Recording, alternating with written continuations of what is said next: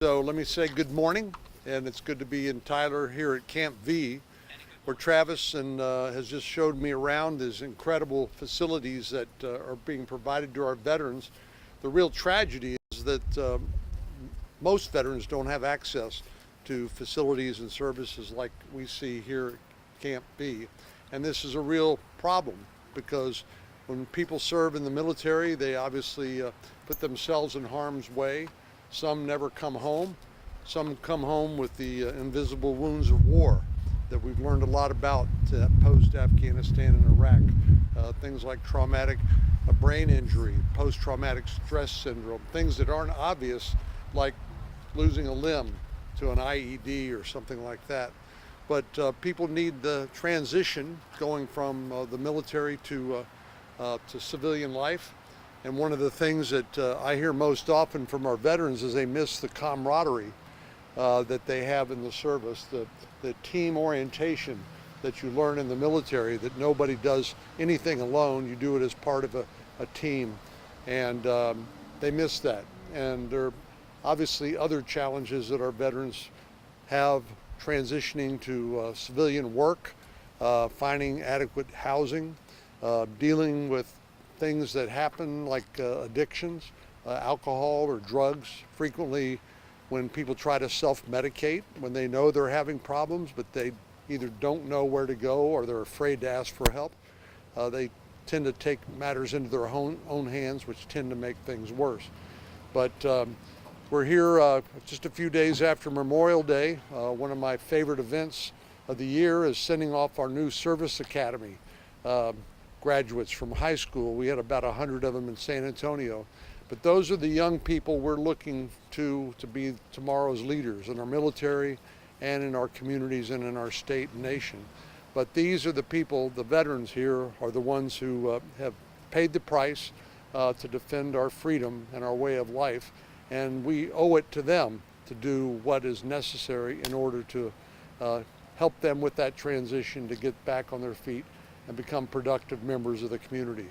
So I'm going to just thank everybody behind me. It's great to be here with the judge and other local elected officials, but also all of these great volunteers, people who are giving of themselves to help these veterans make that transition, make the community better, and to fulfill that sacred obligation, which I believe we have to our veterans. Once they have served our nation to protect us and our way of life, we owe it to them to do what we can to help them make that transition back into civilian life. And that's what CampV does.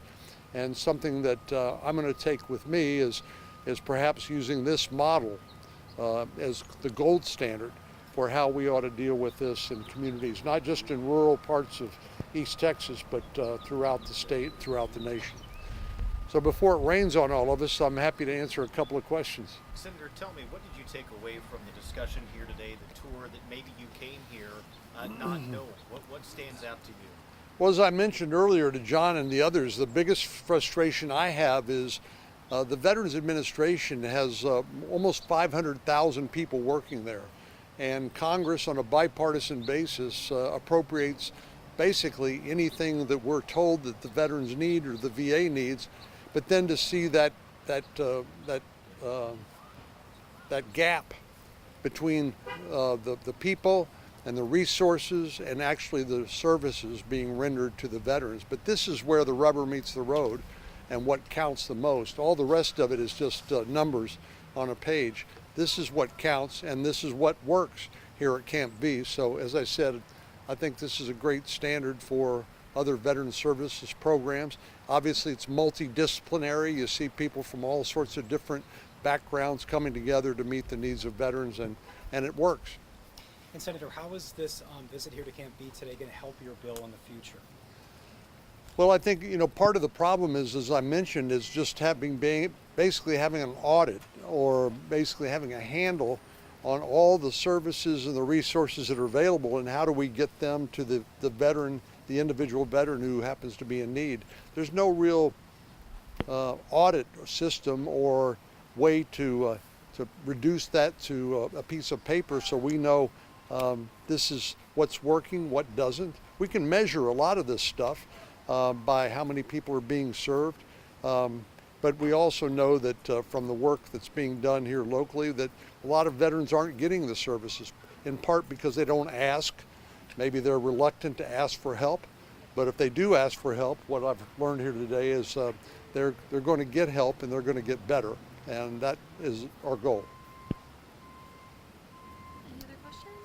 Senator, it was discussed today about the challenges veterans face when dealing with the VA. And I think Yeah. that's something that you're looking at and addressing. You know, even looking at this act, I can imagine there's still work that needs to be done. What are you doing to help improve the VA experience for veterans who we heard from today who face challenges? Well, we have a new administration, the Trump administration. We have a new head of the VA, Doug Collins, former member of the Congress and somebody who understands how Washington works and how to navigate the bureaucracy. We're looking to him to tell us what needs to be done at the VA to make it more efficient. As we've learned from Elon Musk's efforts at DOGE, the Department of Government Efficiency, a lot of well-intended efforts are misguided. They're waste, they're fraudulent, and they're abusive of the taxpayer. So trying to figure out how do we take the resources that taxpayers are providing them and make it more efficient and deliver it to the people in need so we can affect these outcomes. That's the ultimate goal, and we still have work to do.